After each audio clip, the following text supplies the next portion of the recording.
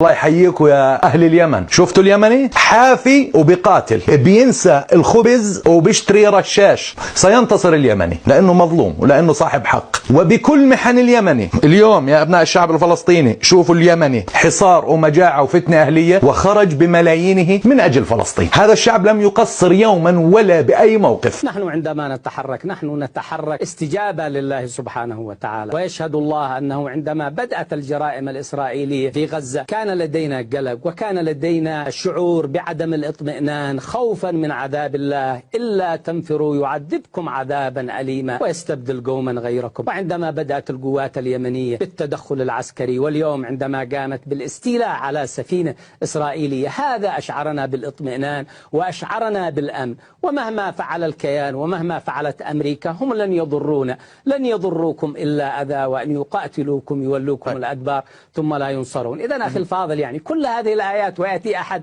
ويسألني، يعني مسلم يسألني يقول أنتم تدخلتم من أجل إيران. طيب أين نأتي بكتاب الله؟ أين نأتي بهذه الآيات؟ أين نأتي برجولتنا؟ استمروا فعدوكم وعدونا واحد. الله يمسيك بالخير يا يحيى سريع أيها النمر العربي اليمني.